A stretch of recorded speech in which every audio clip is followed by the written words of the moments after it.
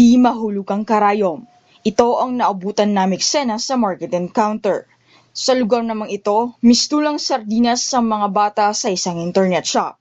Di makakailang mahilig ang mga Pilipino sa shopping at pag-i-internet. Kaya ngayong modernong panahon, nabuo ang online shopping. Ang online shopping ay isang makabagong paraan para makabili at makabenta ng paninda. Itatype mo lang ito, ikiklik at yun na, lalabas na lahat. Hindi kagaya ng iba na maghahalongkat ka pa.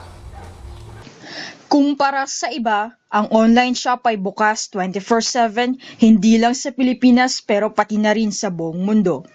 Ito si Chelsea, 2 buwan nang nag-online shop. Ayon sa kanya, ang online shop ay nakakatulong upang mas mabilis mabenta ang kanyang mga paninda. Ngunit ayon sa Bureau of Internal Revenue, hihigpitan ng pagbabantay sa mga online shop lalo na sa paniningil ng buwis. Dapat daw magparehistro ang mga online retailers at mag-issue ng resibo at magbayad ng income tax buwan-buwan. Kasi negosyo yan eh.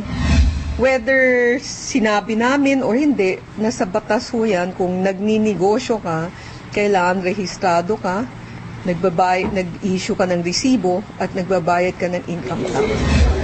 Ayon naman kay Chelsea, hindi siya payag dito. Hindi siguro, kung may buwis, edi ganito na lang ako sa ganitong shop. Sa kabilang banda, hindi naman daw dapat mag-alala ang mga maliliit na online sellers dahil sa kadahilan ng hindi naman daw sila ang priority ng BIR. Mula sa Good News TV, Murphy Gopez, nag-uulat.